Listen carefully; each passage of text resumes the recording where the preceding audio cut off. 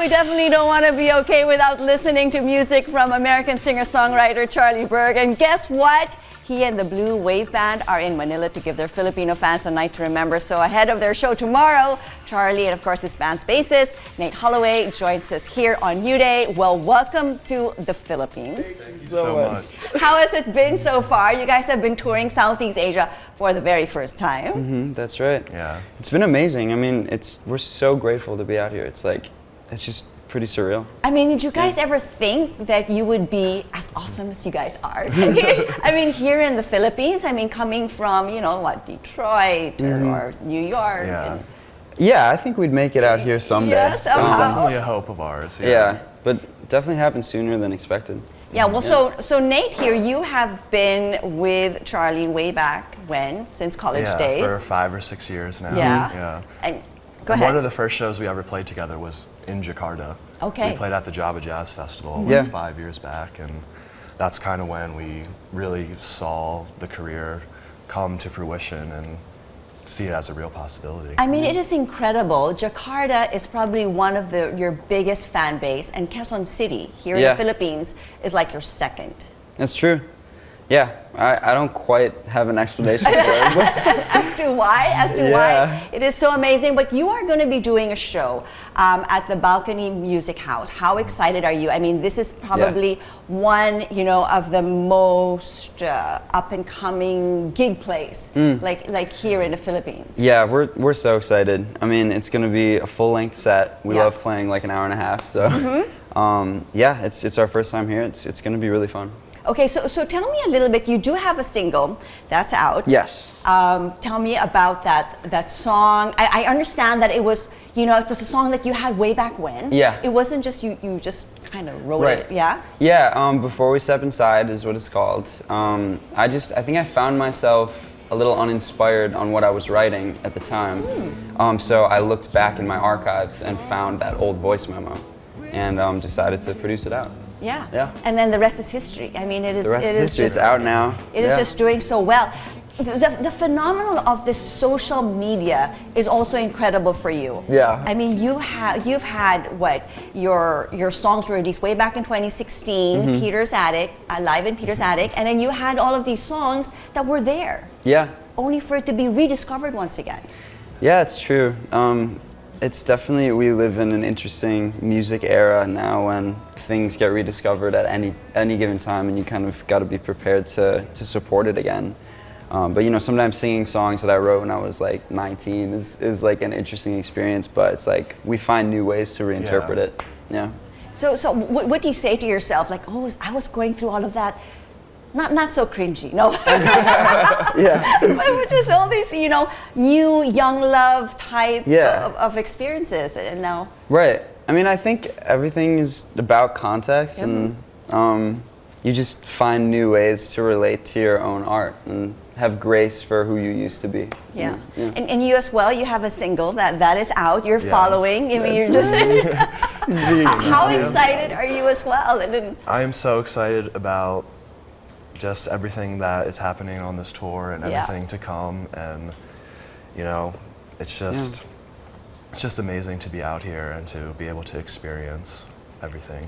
Yes, I mean, we Filipinos, we just love the type of music that you produce, all of these soul, sentimental, heartfelt, honest lyrics. I mean, I could just go on and on. I mean, we have like the Laneys and the Hans and the Preps, and then they all have Bruno Major, and it's all that type of songs.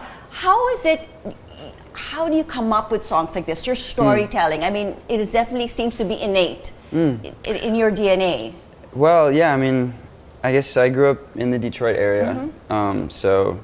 My dad was playing Motown and soul records growing up, and Al Green, Temptations, even Joni Mitchell, like for lyricism. These are artists that kind of became the fabric of my artistic expression. And honestly, I don't think we try to make jazzy, soulful music. It's just kind of like we can't help it. It's like, So. That's just where you go. Do you plan to stay on this? Okay, there's no, when it comes to your music, there's like no genre. I mean, you are genre airbending. Anytime you can- Well, thank you. That's one of my favorite things about playing with Charlie. You know, it's just such a different spans of different types of music, and like the show is from rock to jazz to R&B. Yeah. It's Yeah. just such an exciting. Yeah, I think we're music consumers first and Yes. foremost. You know, we're music lovers, so Definitely, yeah. we go to shows, we acknowledge the things that we admire about different genres, and whether or not we want to do a ballad or turn up the distortion, it's like you got to put on a good show. Yeah. Okay. Yeah. So your album just came out last year. Yes. Infinitely Tall. That's right. Okay, tell me a little bit about that. I mean, as I understand, it was like broken down into 3 parts of your life. Yes, exactly. Nothing on Denison, though. Well, We went to school in relatively near That's each right. other. That's right, for a year. Yeah.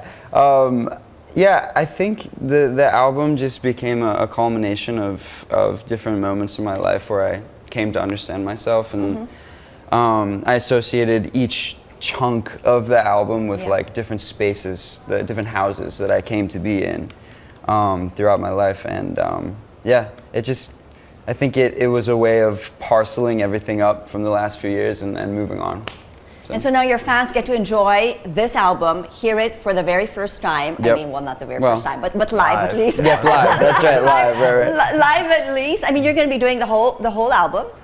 We're going to be doing a few album cuts, but then also a few like older hits. songs. Yeah, like I Don't Want to Be Okay. Exactly. Definitely. Gotta play that one. You have to play that one. Yeah, I which mean, is an oldie. It seems like a national anthem. Okay, so now that you guys are here in Manila, things that you would like to try, you've had some ube stuff. Oh yeah. Yeah. Ube sago. Yeah, Yeah, it good. was Our delicious. promoter, Peter, brought us out to dinner last night, and he ordered us so many different dishes. And it was amazing. We had Pork sisig, pork knuckles. Hey, I mean- Oxtail. Yeah, there was some incredible That was stuff. good. We were really impressed. Well, it's definitely something you can always bring back to Michigan. That's true. Yeah, we're foodies. Nate's a We're chef. big foodies. Yeah. I used to be a chef before I played music, and like that's one of our favorite parts of tours, just exploring different Of course. cultures through food. Yeah. And moving forward, I mean, you have this album, your single just came out, a new album, more tours that you guys are planning to do?